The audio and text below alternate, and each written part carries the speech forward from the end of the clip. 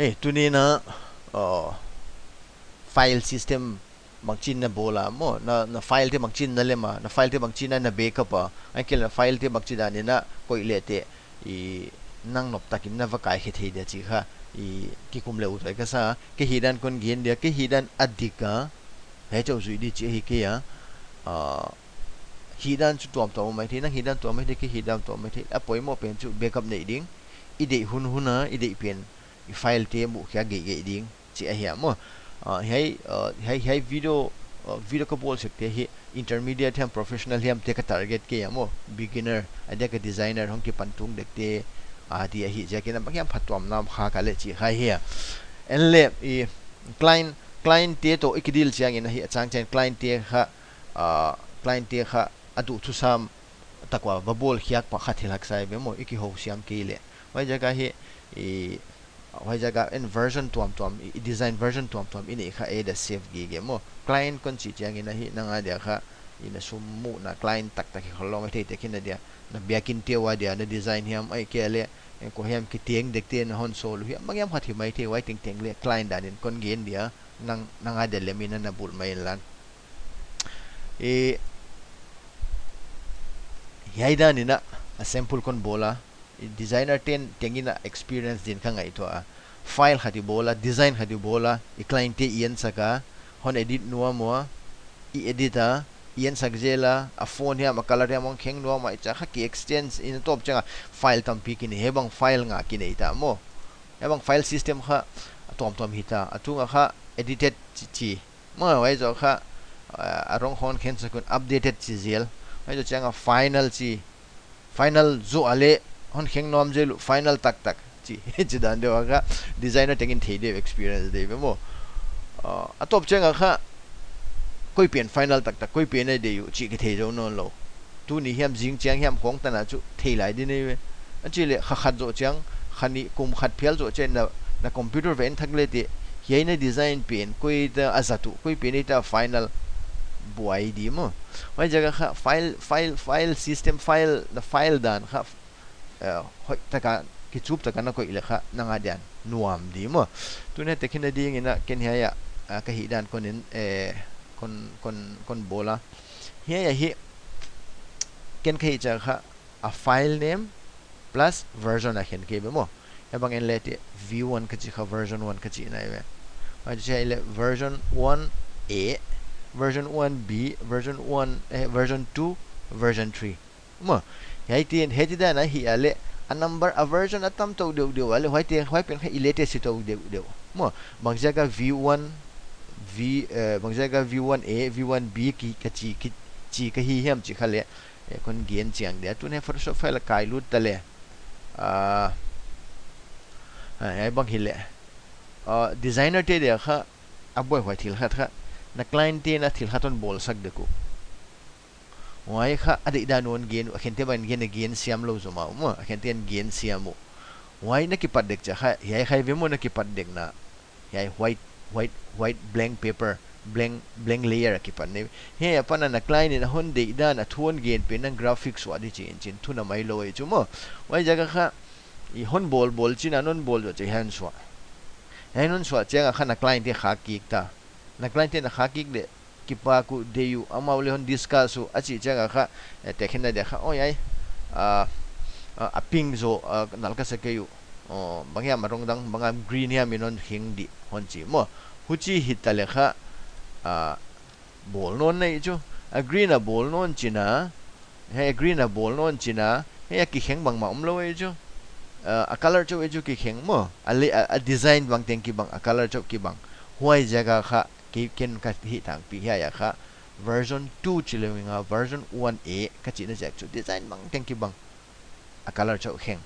hai pen ha ke thi siam non dan mo huchi hi lo ina tekhina di na hiai pen bang hon kai lu thak le huchi hi lo he kha mau bang kha ya adang teng ka de a phone number chu ka de ke yu a phone number chu diglo china phone number bang khengin lan ya bang phone number dik pen hile ken chu hiai ki ya di bang hile he kha chu backup la version dang ba bol ngai se lo ke chu he phone number khat kheng mo he pen chu adikil rivan noblele phone number ama pen gela zo di himai wa jaga hiai pen kha ken chu override chuk mai de ka file pen version 1 pen mo hilele to kha hiai green pen kha dena ka version 1 override teleng achile client te en sakilan oh a green on mu hial chang a green na loive ping de thakke ve hon chi mok leo nang na file an override tele te hiai green ting ting kha ping han na khing non jelong ngai di na hun la ma wa jaga kha ken atang pe kha version cha version na khen to khai ne chang non cha te khen dia okay ping nal ke sorry green nal ke ping inon kheng thakin lan a phone len khengo khongon chi leo kha ken kha ki din mo na hiai pen hong hinota version 1b bang jaga hiai pen 2 chi lo wa b chi kem kha chi le hele design ting ki bang e wai a phone jo ki khengai chu mole a phone color khenging awai jaga kha happy version 2 chi ulo jak to design ki bang vek a phone kheng mai ai jaga a version 1b che hen lai mo to kha ma honen un chen honet chang wa kha i holo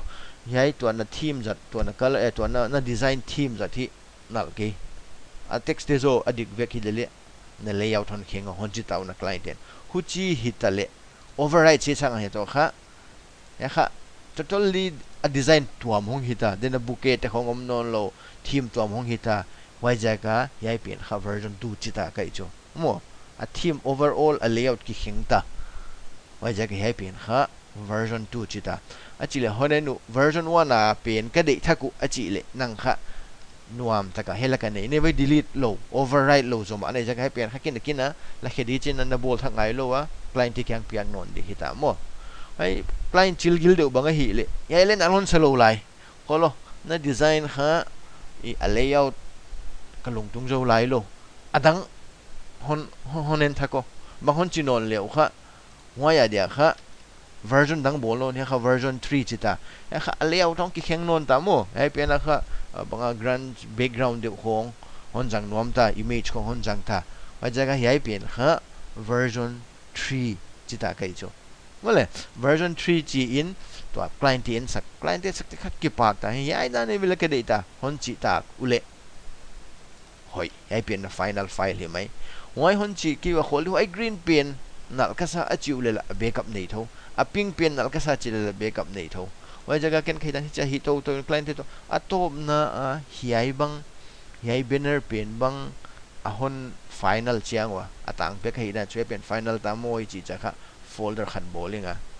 delete lo lai ki ve ka all file te all chi inga ya alui teng ya drag lutin a final pen rename in final mo omzia bel yai pen kha na client te na wa ya kum khajo chang holen ngen phut thewei chu a dek commercial a thil hi chang banga kha I client te na hon nget phut chang wa kana delete a chi kha professional wai lo loi chu e kha na computer na save yam or cloud server na koi to yam mo wa jaga ya nei de din yai pen na sim ta tu na client te na ya kha nang final version hi ta chi tu na client te kha gug zo chang yam ai ke le kha thum zo chang yam ho ya hi thak pen kha I kheng je ko hon chi thakule yai pen kha abula ki pan thak non din nei chu version 1 cha ki pan thak non din cha kheng to keu non de mo ho chi dan hi di ai jo chang a kagen gige kha professional service kha to khai kha na zathi ta na final hita mo hu chi hi le yai kha client ti ken piak chang ina a phone to pe khom di yai welcome pen kha the dolbak ya kha richard hope ton ki chi ma huai design e phone al ma hia sample dan konjat a phone kha generate khedi china a phone to pe khom de ne ki bangin hia phone chinga hia ka phone jat ni e hia ti kha generate ta mo hia pen to client te pe khom jo kha professional gige ama wa de le ho e de le ho wa chang e de ahoih sem na kha achile tu na khaguk zo chiang hiam banga hena banner hong thakin lan na bang hiam thua nang na computer ana reboot ta na phone mi na phone te bang ana nei kim no lo ai ki to le na desktop pa na laptop hiai file edit nuam nahi le chu phone support poimo gige de nei chu mo na client again tak lo nang ma in le pai jaka a phone support nei gige china hi mai mo hiai phone pen bang chi generate di chi le na computer start menu me kilan hela ka phone chi gel le te hela ka control panel no ya phone songom mai di mo hiai phone pen click in lan hiai ya ha na phone zat pen vazong in lan hiai pen ha direct right click a copy ai kelele control c copy chi sek huai jang di chin hian na file paste le te huchi hi mai mo huchi hi le khana nga de service professional ska service a huai kom ma na thil hi khem pe nang backup nei gige na computer khengin lan na laptop na sem in lan na desktop a koi mo na hi le tele nang kha save gige china hi mai mo ai dane ve kon gen op ki pa ke